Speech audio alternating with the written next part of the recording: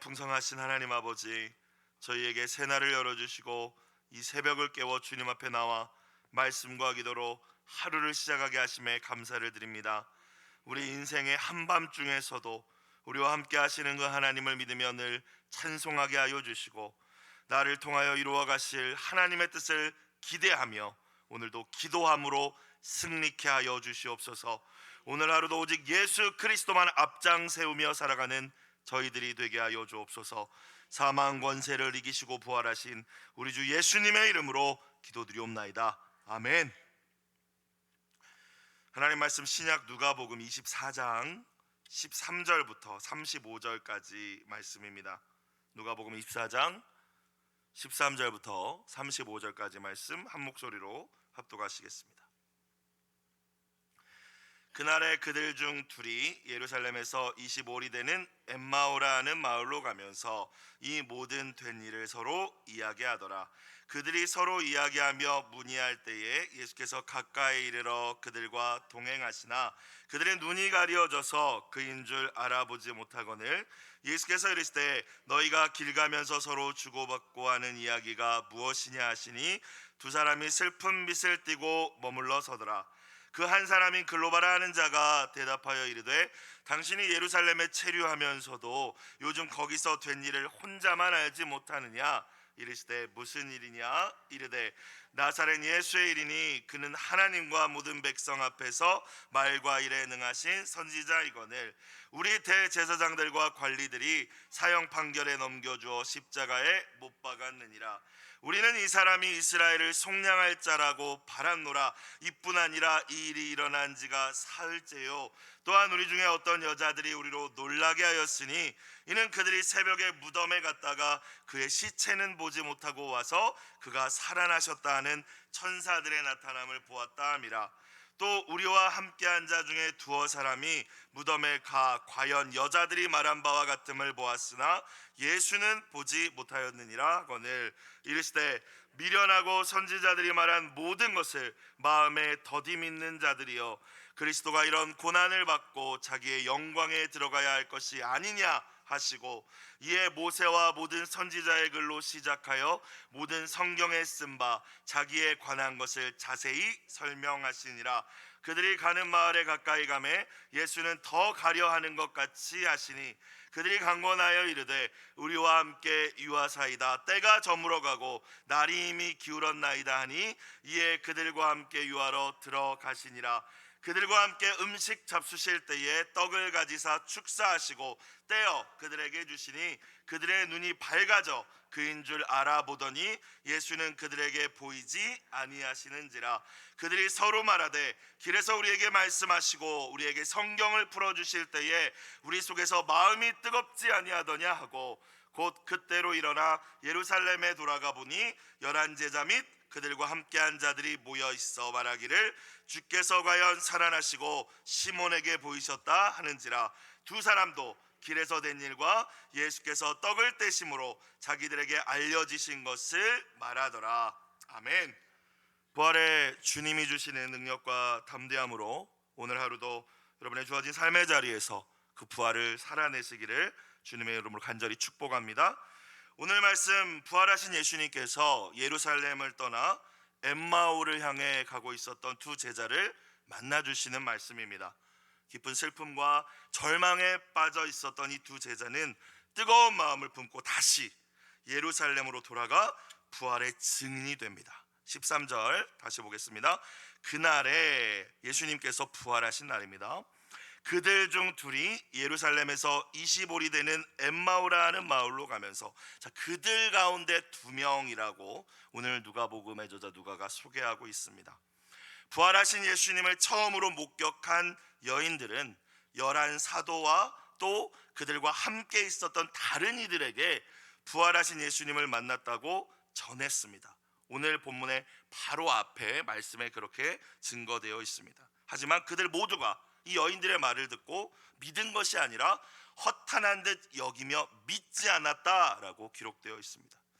오늘 본문에 등장하는 이 엠마오로 내려가는 두 사람은 아마 이 여인들의 그 부활 소식을 전해 들었던 11 사도와 함께 그들 가운데 함께 있었던 이들 가운데 두 사람이었던 것 같습니다.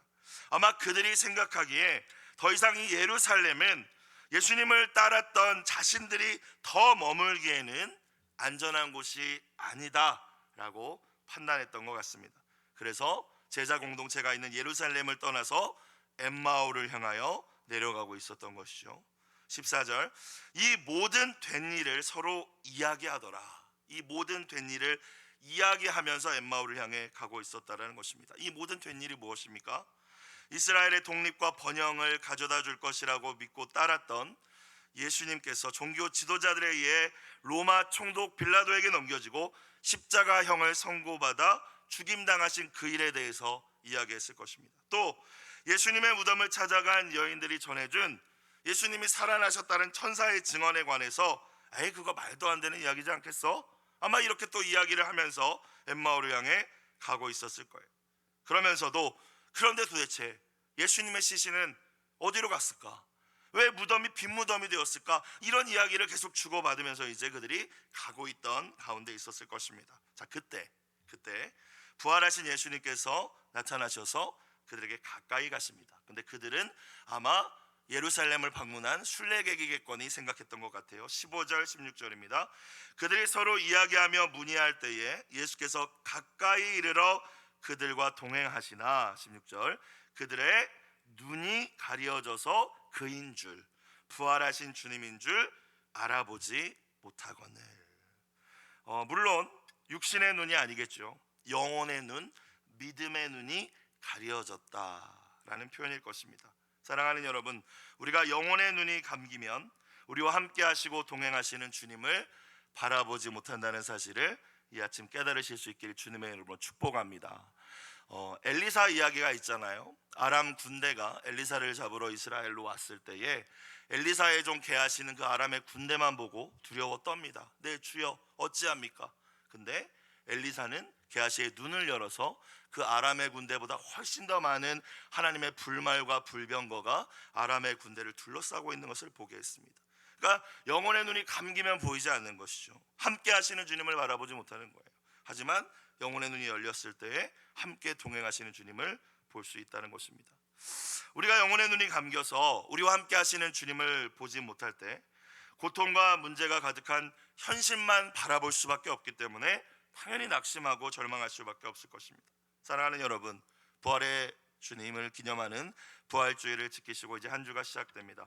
저와 여러분의 오늘 이 새벽 영혼의 눈은 열려 있으십니까? 정말 우리의 현실과 한계를 넘어 일하시는 그 주님을 바라보고 계십니까? 아니면은 여전히 현실에만 집중하고 계십니까? 절망할 수밖에 없는 상황 속에서도 언제나 소망을 품게 하시는 부활의 주님과 동행하시는 모든 분들이 되시길 주님의 이름으로 축원합니다. 여러분, 무엇이 우리의 영혼의 눈을 가릴까요? 항상 가려져 있는 것은 아니잖아요. 열려 있었을 때도 있고 또 닫혔다가 열렸다가 막 이러지 않습니까? 그렇다면 무엇이 우리의 영혼의 눈을 가려서 항상 주님과 동행하지 못하게 하고 주님을 보지 못하게 하는 것일까요? 오늘 말씀을 보니까 슬픔과 낙심, 두려움과 절망이 우리의 눈을 가립니다. 엠마오로 향해 내려가는 이 두 제자는 슬픔에 잠겨 있었다라고 오늘 기록되어 있어요. 그들의 영적 눈이 완전히 가려져 있었습니다. 17절 예수께서 이르시되 너희가 길 가면서 서로 주고받고 하는 이야기가 무엇이냐 하시니 두 사람이 슬픈 빛을 띠고 머물러 서더라. 여러분, 두 제자는 왜 슬픔 그리고 두려움에 빠져 있었던 것입니까? 자신들이 존경하고 사랑했던 자신들의 스승 예수님께서 비참하게 죽음을 맞이하셨기 때문에 물론 그 비통함 가운데 있었을 것입니다. 또 예수님을 죽음에 이르게 한 종교 지도자들이 예수님을 따랐던 예수님의 추종자였던 자기들까지도 해를 끼칠지 모른다는 두려움에 사로잡혀 있었을 거예요. 그래서 예루살렘을 지금 떠나서 엠마오를 향해 가고 있었던 것이지 않겠습니까?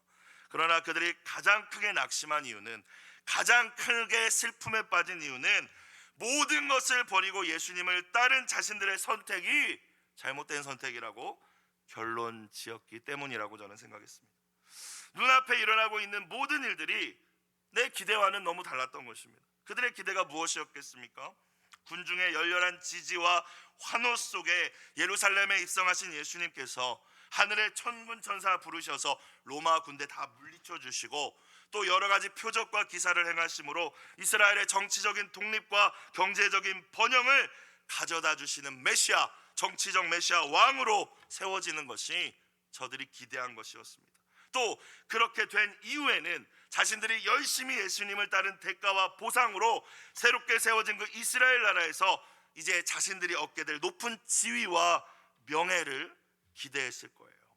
그런데 자신들을 잘 먹고 잘 살게 만들어 주셔야만 하는 그 예수님께서 무력하게 십자가에 달려 죽임을 당해버리셨으니 얼마나 허망하고 낙심이 되었겠습니까? 두 사람 가운데 한 사람인 글로바가 예수님께 대답합니다. 18절 그 한 사람인 글로바라 하는 자가 대답하여 이르되 당신이 예루살렘에 체류하면서도 요즘 거기서 된 일을 혼자만 알지 못하느냐. 19절 이르시되 무슨 일이냐. 이르되 나사렛 예수의 일이니 그는 하나님과 모든 백성 앞에서 말과 일에 능하신 선지자이거늘. 20절 우리 대제사장들과 관리들이 사형 판결에 넘겨주어 십자가에 못 박았느니라. 그들에게 예수님은 정치적인 영웅이며 뛰어난 선지자였지만 죄와 사망의 권세에서 자기 백성을 구원하실 하나님의 아들 그리스도가 아니었습니다. 그분의 비참한 죽음이 그들은 부활을 믿지 않았기 때문에, 죽음으로 끝났다고 생각했기 때문에 더더욱 그들의 그런 생각을 지지해 주는 것만 같았죠. 그러나 예수님께서는 죽음을 이기시고 부활하심으로 주와 그리스도가 되신 줄로 믿습니다. 모든 이들이 절망하고 슬픔에 빠질 수밖에 없는 죽음 앞에서도 우리가 소망을 잃지 않을 수 있는 유일한 근거는 우리가 믿는 예수님께서 죽음을 이기시고 부활하신 생명의 주님이 되기 때문인 줄로 믿습니다. 주님은 그저 나사렛 출신의 말과 일에 능하신 선지자일 뿐만이 아니라 저와 여러분의 그리스도가 되심을 믿으시는 이 아침이 되시길 다시 한번 주님의 이름으로 축복합니다. 자, 근데 이들은 아직 믿지 못하고 있는 상황이잖아요. 그러니까 슬픈 거예요. 말과 일에 능하신 선지자 나사렛 예수, 우리에게 정치적인 해방을 가져다 줄 그가 죽었다라는 거예요. 21절 우리는 이 사람이 이스라엘을 속량할 자라고 바랐노라 이야기하죠. 이스라엘을 속량할 자, 죄에서 속량할 그리스도라는 의미가 아니라 이스라엘을 이 로마의 이방 군대의 압제에서 독립시켜주고 해방을 가져다 줄 자라고 우리가 바랬다.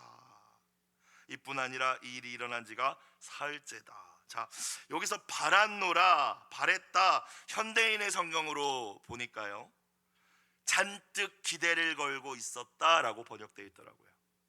그러니까 우리는 이 사람이 우리에게 독립을 가져다 줄 사람이라고 잔뜩 기대하고 있었다. 그런데 죽어버렸다, 이거잖아요. 사랑하는 여러분, 오늘 저와 여러분은 예수님께 어떤 기대를 가지고 계십니까? 어떤 기대를 가지고 이 자리에 나오셨습니까? 예수님께서는 우리에게 영원한 것을 주시기 위해서, 사망이 아니라 영원한 생명을 주시기 위해서 당신의 온전한 생명을 십자가에서 내어주셨는데, 저와 여러분은 혹시 여전히 썩어질 것들만 기대하면서 마치 이 두 제자와 같이 내 기대와 다른 예수님께 실망하고 계시지는 않으십니까? 저들은 잔뜩 기대를 걸고 예수님을 그런 분이라고 생각했다는 거예요. 그게 어쩌면 그들의 넘어짐의 이유이지 않았을까요?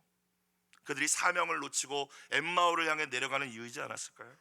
22절 또한 우리 중에 어떤 여자들이, 부활을 목격한 여인들이겠죠, 우리로 놀라게 하였으니 이는 그들이 새벽에 무덤에 갔다가 23절 그의 예수님의 시체는 보지 못하고 와서 그가 살아나셨다는 천사들의 나타남을 보았다 함이라. 근데 믿지 않았던 거죠, 여인들의 증언을. 24절 또 우리와 함께한 자 중에 두어 사람이 무덤에 가 과연 여자들이 말한 바와 같음을 보았으나 예수는 보지 못하였느니라 하거늘. 요한복음에 보면 여인들의 말을 듣고 나서 베드로와 요한이 무덤을 가서 확인하는 장면이 나옵니다. 또 이들과 함께한 자 중에 또 어떤 사람들도 이 빈 무덤을 확인한 사람들이 있었던 것 같아요. 근데 이들이 주목하는 것은 빈 무덤이었습니다. 그냥 무덤이 비었다. 그러면 주님의 말씀을 기억하여서 주님 살아나셨다 연결이 안 됐던 거죠. 왜? 믿지 않았기 때문에, 부활을 믿지 않았기 때문에. 그저 이 시신이 어디 갔나 도대체, 이 왜 무덤은 왜 비었나, 이 연결이 되지 않았었던 거예요. 자, 이 이야기들을 다 듣고 계셨던 예수님께서 이제 그들을 책망하며 말씀하십니다. 25절, 이르시되 미련하고 선지자들이 말한 모든 것을 마음에 더디 믿는 자들이요. 선지자들이 말한 모든 것이란 하나님의 말씀입니다. 그렇죠? 선지자들이 말한 모든 것, 하나님의 말씀. 미련하고 선지자들이 말한 모든 것, 하나님의 말씀을 마음에 더디 믿는 자들이여라고 책망하고 계십니다. 오늘 저와 여러분을 향하여 주시는 말씀일 수도 있어요. 낙심에 빠져 있는 저와 여러분을 향해서 너희가 기대하는 예수 그리스도는 도대체 어떤 분이냐? 너희가 믿고 따르는 그리스도는 도대체 어떤 분이냐? 미련하고 하나님의 말씀을 더디 믿는 자들이여 라고 말씀하십니다. 예수님께서는 분명히 살아계실 때 공생애 가운데 당신의 십자가 죽음과 부활을 제자들에게 예고하셨습니다. 또 구약 선지자들의 글을 통해서 그리스도의 사역에 관해서 거듭 가르치셨을 거예요. 제자들과 3년 동안 얼마나 많이 가르치셨겠습니까? 하나님의 나라에 대해서 얼마나 많이 강론하셨겠습니까? 문제는 저들이 예수님의 죽음이라는 우리가 붙잡고 있었던 동아줄이 썩은 동아줄이었네 라는 잘못된 판단에 그 현실에 좌절하고 낙심하여 성경의 모든 말씀들, 예수님한테 배웠던 모든 것들을 싹 다 잊어버리고 믿지 않고 있었다는 것입니다. 26절 예수님 뭐라고 하십니까? 그리스도가 이런 고난을 받고 십자가의 죽음을 받고 자기의 영광에 들어가야 할 것이 아니냐 하시고, 대부분의 유대인들이 그리스도의 고난에는 아무도 관심이 없었습니다. 하나님께서 그리스도를 보내주실 것이다, 메시아가 오실 것이다, 그건 알고 있었어요. 그건 기대를 했어요. 그런데 메시아가 가져다 줄 영광만을 생각하고 있었다는 것입니다. 심지어 오늘 본문에 등장하는 이 두 제자, 아니 예수님의 12제자도 다 마찬가지였죠. 그리스도를 통해서 세속적인 이 세상의 영광에만 참여하려는 욕심에 빠져 있었습니다. 그런 그들에게 그리스도는 영광 이전에 반드시 고난을 통과해야 함을 말씀해 주신 것이죠. 저와 여러분은 어떠십니까? 예수님을 따르며 십자가의 길을 우리가 가면서 그저 이 세상, 하나님 나라의 영광도 아니고 이 세상의 영광만을 쫓는다면 저와 여러분도 오늘 예수님이 무지하다, 미련하다 말씀하신 이 두 제자와 같은 모습일 거예요. 찬송가 487장 어두운 후에 빛이 오며 라는 찬양 4절의 가사가 생각이 났습니다. 고생한 후에 기쁨 있고 십자가 후에 영광 있고 죽음 온 후에 영생하니 이러한 도가 진리로다. 믿으실 수 있기를 주님의 이름으로 축원합니다. 저와 여러분이 걷고 있는 길이 예수님께서 앞서 가신 길을 저와 여러분이 걷고 있다면 이 길은 세상 사람들이 이야기하는 꽃길은 아닐 것입니다. 분명 협착하고 험한 좁은 길일 것입니다. 왜냐하면 예수님이 그렇게 말씀하셨으니까요. 찾는 이가 적은 협착하고 좁은 길일 거예요. 그러나 그렇게 끝나지 않습니다. 이 길 끝에 부활과 영생이 있음을, 바울의 이야기처럼 현재의 고난과 비교할 수 없는 영광이 있음을 믿고 오늘도 저와 여러분에게 주어진 그 십자가를 지고 주님이 먼저 가신 그 길을 묵묵히 겸손히 따르는 모든 분들이 되시기를 주님의 이름으로 축복합니다. 예수님께서는 이들을 포기하지 않으시고 구약 여러 곳에 나타난 그리스도에 관한 말씀들, 그리스도의 대속 부활에 관한 말씀들을 다시 풀어주십니다. 예수님께서는 어떤 분이십니까? 우리는 미련하고 무지하여 언제나 말씀을 듣기만 하고 깨닫지도 못하고 더디 믿지만 그런 우리를 포기하지 않으시고 다시 가르쳐 주시고 깨닫게 하시는 좋으신 예수님이신 줄로 믿습니다. 27절 이에 모세와 모든 선지자의 글로 시작하여 모든 성경에 쓴 바 자기에 관한 것, 예수님에 관한 것을 자세히 설명하시니라. 28절 그들이 가는 마을에 가까이 가매 예수는 더 가려 하는 것 같이 하시니, 성경을 풀어주시다가 이제 엠마오에 거의 도착했던 것 같아요. 자, 그런데 재밌는 표현이 이 두 사람은 이제 엠마오를 들어가려고 하는 거고 예수님은 더 가려 하는 것 같이 하셨다. 새 번역을 보니까 더 가시려는 척을 했다 라고 나와 있어요. 예수님의 모든 말씀과 모든 행동에는 이유가 있을 텐데 왜 예수님은 엠마오로 같이 안 들어가고 이들과 함께 하지 않고 더 가시려는 척을 했을까? 그 다음 29절에 이런 말씀이 등장합니다.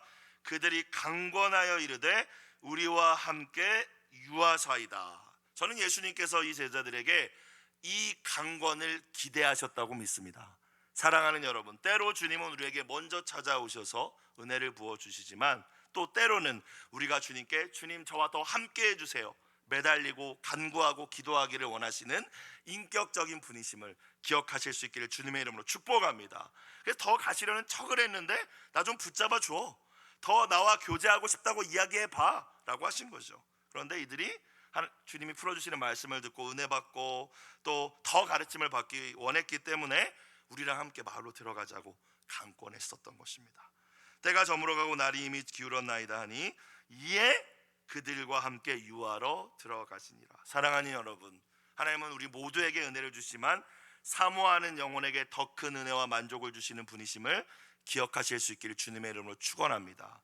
그래서 이 새벽에 나오신 분들, 사모하며 나오신 분들에게는 더 큰 주님의 은혜가 있을 줄로 믿습니다. 구하는 자에게 성령을 주시겠다고 하셨습니다. 다 주시기 원하시죠. 하지만 구하는 자에게 주시겠다고 하셨어요. 천국은 침노하는 자의 것이라고 하셨습니다. 그죠?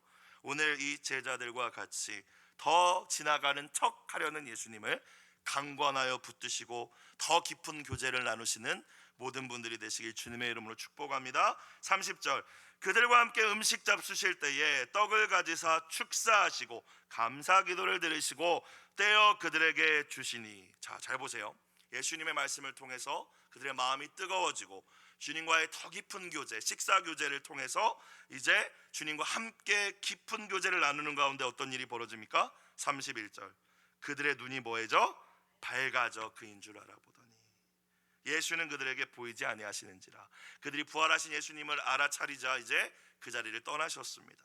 부활의 몸이 우리의 이 지금 육의 몸과는 다르다라는 것을 뭔가 우리가 또 알 수 있겠죠. 사라져 버리셨으니까요. 예수님께서 그들의 감긴 영안을 열어주신 것입니다. 진리의 말씀을 통해서, 그리고 나아가 예수님과의 사랑의 그 친밀한 교제를 통해서 슬픔과 절망에 감겨있던 그들의 눈이 다시 밝아져서 부활의 주님을 알아차리고 만나게 된 줄로 믿습니다. 사랑하는 여러분, 낙심되시고 포기하고 싶은 상황에 혹시 오늘 머물러 계신 분들이 계십니까? 사모하는 마음으로 말씀을 더 굳게 붙드시는 모든 분들이 되시기를 주님의 이름으로 축복합니다. 주님의 은혜를 더욱 간절히 구하며 기도에 더욱 힘써 보십시오. 부활하신 우리 주님께서 슬픔으로 감겨있던 우리의 믿음의 눈을 다시 열어 참 소망의 이유 되시는 주님을 바라보게 하실 줄로 믿습니다. 자, 이제 두 사람 부활하신 주님을 만났다는 감격 가운데 이야기합니다. 이 슬픔은 사라졌어요. 32절, 그들이 서로 말하되 길에서 우리에게 말씀하시고 우리에게 성경을 풀어주실 때 우리 속에서 마음이 뜨겁지 아니하더냐. 사랑하는 여러분, 여러분이 성경 말씀을 읽고 묵상하실 때마다 성령께서 조명하여 주시어서 진리를 깨닫게 하심으로 여러분의 마음이 거룩한 열정으로 늘 뜨거우실 수 있기를 주님의 이름으로 축복합니다. 또 우리 공동체 가운데 하나님이 세우신 말씀의 종들이 사람의 교훈이나 자기 철학을 가르치는 것이 아니라 오직 하나님의 말씀 성경을 바로 풀어 바로 전함으로 우리의 마음이 복음과 하나님 나라를 향한 열정으로만 뜨거워질 수 있기를 주님의 이름으로 축원합니다.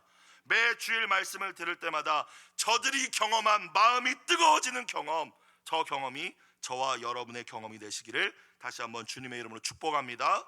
그래야 우리가 한 주를 또 살아낼 수 있는 것이죠. 진짜 은혜 받은 사람의 특징이 무엇일까요? 저들은 예수님 부활하신 주님을 만났고 진짜 은혜를 받았습니다. 자, 그런데 진짜 은혜를 받았다는 것은 그냥 마음의 감동을 받고 뜨거워지는 것에 끝나지 않습니다. 그런 경우는 많이 있지 않습니까? 진짜 은혜를 받았다는 것은 반드시 삶의 변화, 사명을 향한 결단과 헌신으로 이어져야 되는 것입니다. 그것이 어디 나옵니까? 33절 이하에 나오네요. 33절, 곧 그때로 일어나 예루살렘에 돌아가 보니. 제자 공동체로 돌아갔습니다. 사명의 자리로 다시 돌아갔습니다. 머물러 하신 자리로 다시 돌아갔다는 것입니다. 자, 그런데 생각해 보면 곧 그때로 일어났다라고 했어요. 밤이 깊어서 엠마오로 유하러 들어온 것이지 않습니까? 아유, 잠자고 다음날 아침에 가도 되겠죠. 그런데 그럴 수 없는 거예요. 왜? 은혜 받았거든요. 주님께서 다시 사명을 확인시켜 주셨거든요. 부활하신 주님을 만났거든요. 그렇기 때문에 바로 즉시 예루살렘으로 돌아갑니다. 그래서 오늘 매일 성경 제목이 회심한 두 제자라고 되어 있네요. 사랑하는 여러분, 참된 회개란 즉시 돌이켜 행동으로 옮기는 것임을 깨달으는 이 아침이 되시길 주님의 이름으로 부탁드립니다. 자, 이제 돌아갔어요. 다시 만났습니다. 제자들의 공동체 가운데에서 34, 35절 말하기를 주께서 과연 살아나시고 시몬에게 베드로에게 보이셨다 하는지라. 이제 저들 가운데에서도 부활하신 예수님을 만난 이제 경험들이 있었던 것입니다. 그러니까 이제 이들도 만났잖아요. 35절 두 사람도 길에서 된 일과 예수께서 떡을 떼심으로 자기들에게 알려지신 것을 말하더라. 슬픔은 온데간데 없고 이제 너도 만났어 부활의 주님, 나도 만났어, 말씀을 풀어주셨어, 주님 살아나셨어. 지금 막 이런 분위기, 절망과 슬픔은 온데간데 없고 이제 기쁨과 감격과 소망이 있는 분위기가 되어 있었던 거예요. 이 자리 가운데 내일 말씀 주님이 쓱 다시 찾아오시는 장면이 이어집니다. 사랑하는 여러분, 저들이 부활하신 예수님을 직접 만난 사건이 슬픔과 절망으로 흩어지고 어쩌면 무너질 뻔했던 공동체가 다시 하나로 모이는 힘이 된 줄로 믿습니다. 이 시대 교회마다 어렵다고 하는데 신앙 공동체마다 어려운 시기를 지나고 있다고들 이야기하지만 부활하신 예수님을 향한 기대와 소망을 우리가 함께 품고 그 주님을 만남으로 날마다 나아갈 때에 넉넉히 모든 어려움들을 이겨나갈 수 있음을 믿으실 수 있기를 주님의 이름으로 축복합니다. 오늘 매일 성경 공동체 기도 제목, 말씀으로 변화된 시선을 통하여 매일 하나님의 뜻을 발견하는 은혜를 주소서. 이 새벽에 나오신 모든 분들 가운데 그 은혜가 있으시길 주님의 이름으로 축원합니다. 기도드리겠습니다. 사랑과 은혜가 풍성하신 하나님 아버지, 실망과 낙심으로 눈이 어두워져 우리와 함께 하시는 주님을 보지 못하는 어리석음에서 이제는 벗어나게 하여 주시옵소서. 저희의 마음이 날마다 말씀의 위로와 소망으로 뜨겁게 살아나게 하여 주시고 현재의 고난이 장차 우리에게 나타날 영광과 비교할 수 없음을 깨닫게 하여 주시옵소서. 믿음으로 예물 드린 손길을 주님 기억하여 주시고 자녀들을 향한 간절한 기도에 선하게 응답하여 주시옵소서. 죽음을 이기시고 부활하신 우리 주 예수님의 이름으로 기도드리옵나이다. 아멘.